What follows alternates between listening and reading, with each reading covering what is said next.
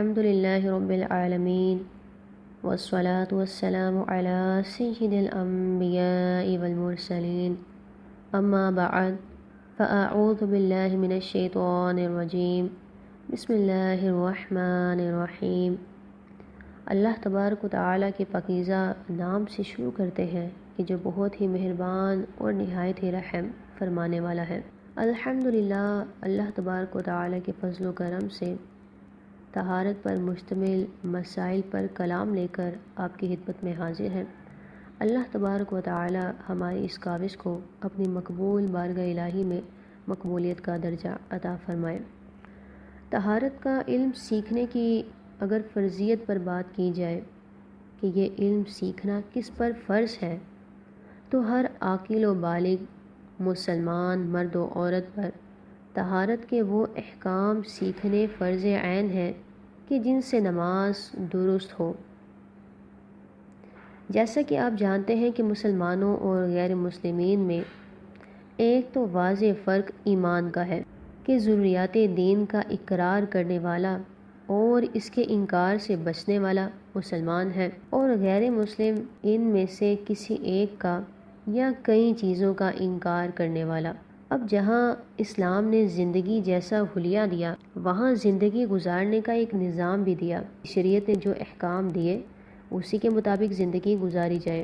اگر طہارت کی بات کی جائے اور مسلمانوں اور غیر مسلموں میں فرق کیا جائے، تو غیر مسلمین میں سے بعض تو صفائی کا خیال رکھتے ہیں اور لباس کے اچھے ہونے کی سوچ بھی پائی جاتی ہے، لیکن طہارت کا اہتمام غیر مسلمین نہیں کرتے، اس کا اہتمام صرف مسلمان ہی کرتا ہے۔ لہٰذا طہارت کے وہ احکام جو شریعت نے بیان کیے، اور انہی احکام کی روشنی میں پتہ چلے گا کہ ہم نے آیا کہ پاکی حاصل کی بھی ہے یا نہیں، یعنی کوئی شخص شریعت کی روشنی میں پاک ہے بھی یا نہیں۔ تو یہ باتیں احکام شریعت سے معلوم ہوتی ہیں کہ آیا کہ ہم پاک ہیں یا نہیں۔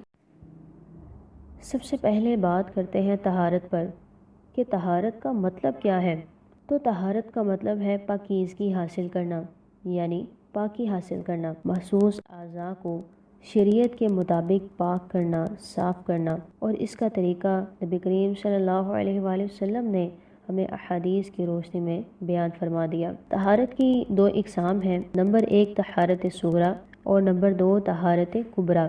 طہارت صغریٰ وضو ہے اور طہارت کبریٰ غسل ہے، اور دوسری چیز ہے حدث۔ حدث کا مطلب ہے حکم ناپاکی، یعنی ایسی نجاست یا ناپاکی کہ جو نظر تو نہیں آ رہی لیکن شریعت اسے ناپاکی کا حکم دیتی ہے۔ حدث کی بھی دو اقسام ہیں، نمبر 1 حدث اصغر اور نمبر 2 حدث اکبر۔ جن چیزوں سے صرف وضو لازم ہوتا ہے ان کو حدث اصغر کہتے ہیں، اور جن چیزوں سے غسل فرض ہوتا ہے یا غسل واجب ہوتا ہے تو ان کو حدث اکبر کہتے ہیں۔ اگر وضو ٹوٹ جائے تو وہ حالت حدث اصغر کہلاتی ہے، اور اگر غسل واجب ہو جائے تو وہ حالت حدث اکبر کہلاتی ہے، اور یہ حکمی ناپاکی ہے، یعنی ایسی نجاست یا ناپاکی کہ جو نظر نہیں آتی لیکن شریعت اسے ناپاکی کا حکم۔ اب طہارت حاصل کرنا تو یہ بھی ایک عبادت ہے، جیسا کہ عبادات دو طرح کی ہوتی ہیں، ایک مقصودہ اور دوسری غیر مقصودہ۔ عبادت مقصودہ وہ کہ جو اصلاً شریعت نے لازم قرار دی ہے یا جو شریعت کی جانب سے مطلوب ہے، مقصود ہے، مثلا نماز، تلاوت قرآن، طواف وغیرہ۔ اور دوسری ہے عبادت غیر مقصودہ کہ وہ جو اصلاً شریعت کی طرف سے مقصود نہیں ہے، مطلوب نہیں ہے، لیکن یہ عبادات ایسی ہیں کہ یہ مطلوب تک پہنچا دیتی ہیں، مثلا تیمم، وضو، غسل، قرآن مجید کو چھونا، مسجد تک جانا وغیرہ۔ مثال کے طور پر اگر کسی شخص پر غسل واجب ہے تو وہ اس کے بغیر نماز کی ادائیگی نہیں کر سکتا۔ اسی طرح اگر کسی شخص کا وضو نہیں ہے تو وہ تلاوت قرآن کرنے کے لیے قرآن مجید کو چھونا ضروری ہے، تو وہ قرآن مجید کو چھو نہیں سکتا، یا اگر غسل واجب ہے تو وہ تلاوت قرآن نہیں کر سکتا۔ تو عبادت غیر مقصودہ یہ وہ عبادات ہیں کہ جو ہمیں مطلوب تک لے جاتی ہیں، یعنی ان کو اختیار کیے بغیر انسان عبادت مقصودہ کو اختیار نہیں کر سکتا۔ اور عبادت غیر مقصودہ میں سب سے پہلے جن کے مسائل پر کلام کریں گے وہ ہے وضو کے مسائل۔ تو یہ یاد رکھیں کہ نماز کی ادائیگی سے پہلے جو کیا جاتا ہے وہ وضو ہوتا ہے، اس کی پروناؤنسیشن وضو ہے نہ کہ وضو۔ وضو کا مطلب ہوتا ہے محسوس اعضاء کو دھونا، یعنی نماز کی ادائیگی سے پہلے، نماز ادا کرنے سے پہلے محسوس اعضاء کو دھویا جاتا ہے تو وہ وضو کہلاتا ہے۔ اور دوسرا ہے وضو۔ وضو کہتے ہیں اس پانی کو کہ جس چیز سے طہارت حاصل کرتے ہیں، یعنی وضو پانی کو کہتے ہیں کہ جس سے طہارت حاصل کی جاتی ہے۔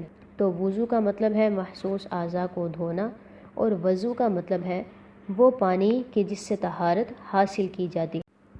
قرآن مجید میں سورہ مائدہ آیت نمبر 6 سے وضو کی فرضیت کا ثبوت ملتا ہے۔ اللہ تبارک و تعالی نے سورہ مائدہ آیت نمبر 6 میں ارشاد فرمایا، یا ایھا الذین آمنوا، اے ایمان والو، اذا قمتم الی الصلاۃ، کہ جب تم نماز کا ارادہ کرو، فاغسلوا وجوہکم، تو اپنے چہروں کو دھو لو، وایدیکم الی المرافق، اور اپنے ہاتھوں کو کہنیوں سمیت دھو لو، وامسحوا برؤوسکم، اور اپنے سر کا مسح کرو، وارجلکم الی الکعبین، اور اپنے پیروں کو ٹخنوں سمیت دھو لو۔ کہ اے ایمان والو، جب تم نماز کا ارادہ کرو تو اپنے چہروں کو، اپنے ہاتھوں کو کہنیوں سمیت اور اپنے پیروں کو ٹخنوں سمیت دھو لو، اور اپنے سر کا مسح کرو۔ تو اس آیت مبارکہ سے وضو کی فرضیت کا ثبوت ملتا ہے۔ فرض قرآن مجید کی قطعی دلیلوں سے ثابت ہوتا ہے۔ قطعی دلیل سے مراد کہ جو یقینی دلیل ہو، کہ جس میں شک کی کوئی گنجائش نہ ہو۔ تو اس آیت مبارکہ سے وضو کی فرضیت کا ثبوت ملا کہ جب تم نماز کی ادائیگی کا ارادہ کرو تو اس سے پہلے وضو کر لو۔ تو اس آیت مبارکہ میں دو چیزوں کو کرنے کا حکم دیا گیا۔ نمبر 1 محسوس اعضاء کو دھونے کا، اور نمبر 2 مسح کرنے کا۔ تو دھونے سے کیا مراد ہے اور مسح کس کو کہتے ہیں یہ جان لیتے ہیں۔ دھونے کی تعریف یہ ہے کہ اس کے ہر حصے پر کم از کم 2 قطرے پانی کو بہا دینا، کہ کسی بھی اس کے ہر حصے پر کم از کم 2 قطرے پانی اگر بہا دیا تو یہ دھونا کہلائے گا۔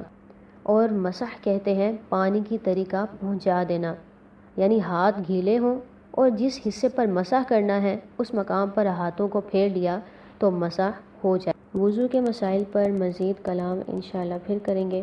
اللہ تبارک و تعالی ہماری اس چھوٹی سی کاوش کو اپنی مقبول بارگاہ الہی میں مقبولیت کا درجہ عطا فرمائے، اور ہمیں علم دین صحیح معنوں میں سیکھنے اور سمجھنے کی توفیق عطا فرمائے۔ وآخر دعوانا ان الحمد للہ رب العالمین۔